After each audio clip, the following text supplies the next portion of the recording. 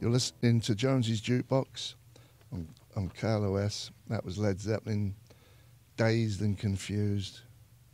I'm a little dazed and confused right now. And before that, we had Magazine, The Light Pours Out of Me, and then The Who, Substitute. We're here with my guest, Edgar Wright. How are you, son? I'm good. It's good to see you, Steve. I know. The last time I saw you, it was in a bowling alley. That's right. Over on Ventura Boulevard with the Nerdist gang. It was me, you, Simon Pegg, and Nick Frost. And then the other team was Chris Hardwick and the Nerdist gang.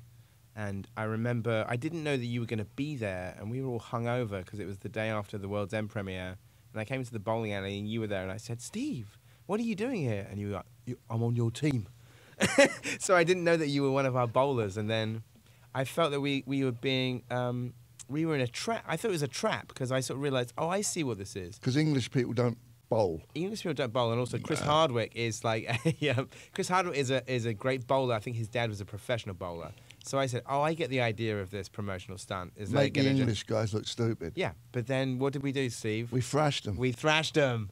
Literally my proudest moment of all time, thrashing the Yanks. It was hilarious. He must have really had the ump then, if he was a proper bowler, right? I think so. I think that's one of the few times that they lost. I think I couldn't have been happier, and I could see like Simon and Nick, who both had the ump because it was the morning after the premiere.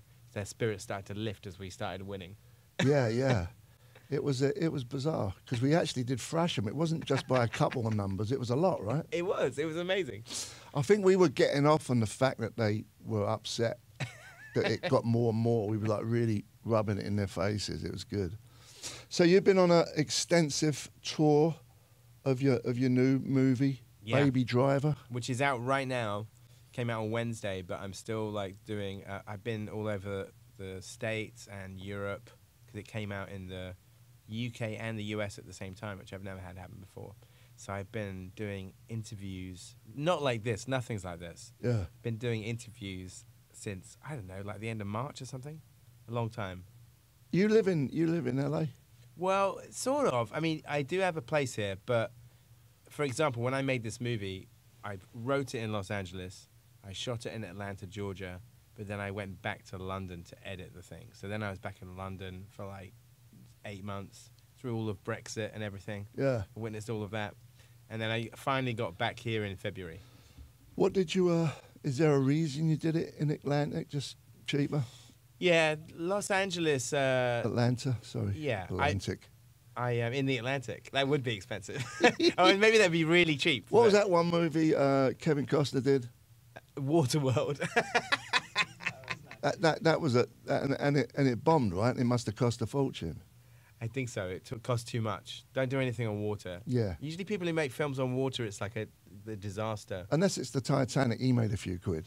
But they always say, they do make, with even like Steven Spielberg, if you bring up Jaws, he always kind of says, if I could go back, I wouldn't make it again, because I think shooting on the sea is a nightmare. Yeah. You were going to swear then. I stopped myself though. It was very clever. I could say effing nightmare, an effing nightmare. Yeah. Yeah, I like sea movies. I like movies when they're on the sea, like the Bounty. What's that one? Mutiny Flynn. on the Bounty. Yeah, I like movies when they're on the sea. Master and Commander. That's a good one. That's another great one. Yeah, I wouldn't want to direct a film on the water. It sounds like a nightmare. Yeah. Yeah, so okay, so let's go back. It's Atlanta. You did the movie in Atlanta, save a few quid, and then what did you go back to England for? You had better editors there or something? Well, it's all it was sort of. I mean, it was my usual team, and also because it's got British producers. This might be a bit too nerdy to get into. Go on. But you get an extra tax break for like editing back in the UK. But it was actually great.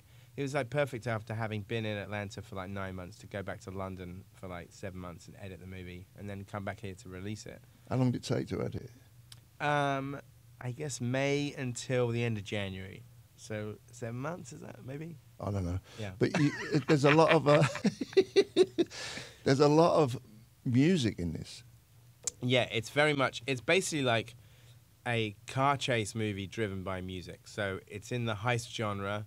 You know, lots of bank robberies, lots of like criminals doing sort of dirty deeds, but it's all set to kind of a soundtrack of pop songs and rock songs and all sorts of things, and sort of soul and R&B and jazz, because the main character in it, so it's called Baby Driver because the lead kid, who's played by Ansel Elgort, is a young getaway driver who has English?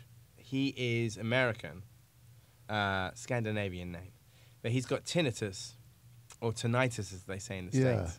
I have it too, tinnitus and every nightus. You have tinnitus every nightus. What about during the day? I'm all right in the daytime. For some reason, it just starts coming on late at night. It's buzzing. I'm kidding.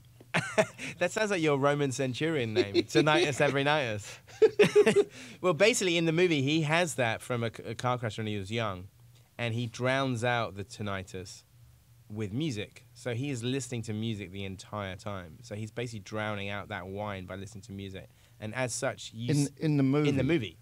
So in the movie, so basically, you essentially experience this heist movie and listen to what through he's his ears, to. Yeah. you know. So then the entire thing is scored to existing music, and so through the movie, all these action scenes, gunfights, car chases, foot chases, you know, confrontations are all set to these different songs. So it's an American base. It's not all that Cockney crap in it. There's no. That's done. There's no Cockneys in it. Good.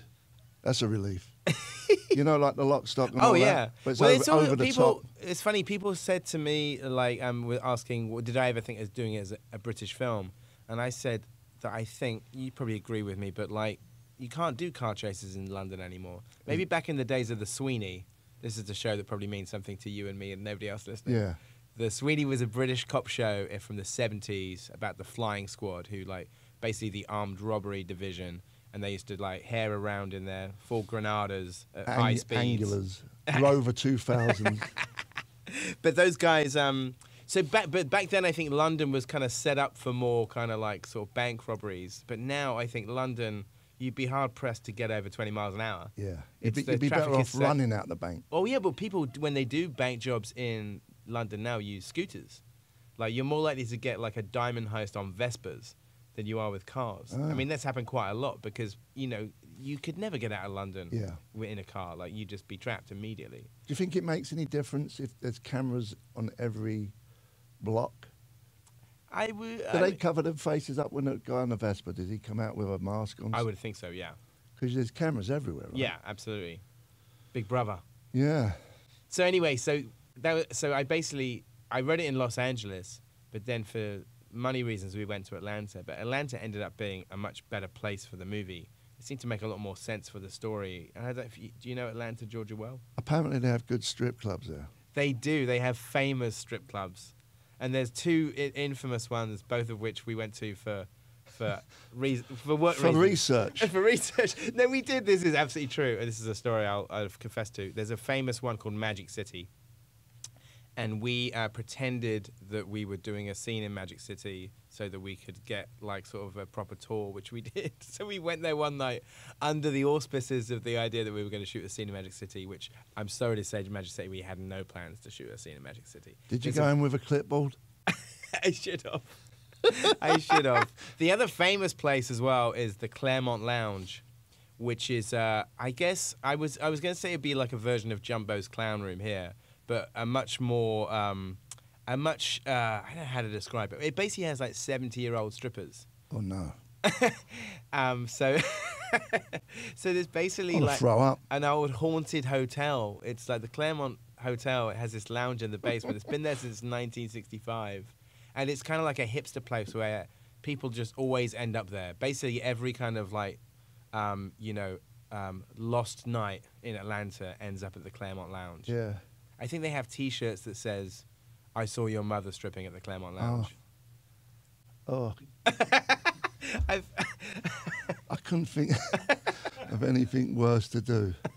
Go and watch It is actually kind of fun. I must say, I will say this, and I'm sure some people who've listening may have been there. It is actually kind of fun. It is sort of like one of those sort of hipster strip clubs. Anyway, that's not the only thing I did in Atlanta. I managed to make a whole movie as well. So I don't want to make it sound like I just did a tour of strip clubs. So it's like like Jumbo's here, right? Yes. So they should have called this place with the old women in their mumbos. Mumbo's Clown Room. Yeah. Let's play some music. You just got it. This song's in your movie, right? John Spencer Blues Explosion. Yeah, this opens the movie, in fact. Bell Bottoms. Yeah, it's the first track in the movie. We're here with Edgar Wright and his movie, Baby Driver, and this is a track from on the soundtrack. Yeah. Take it away, son.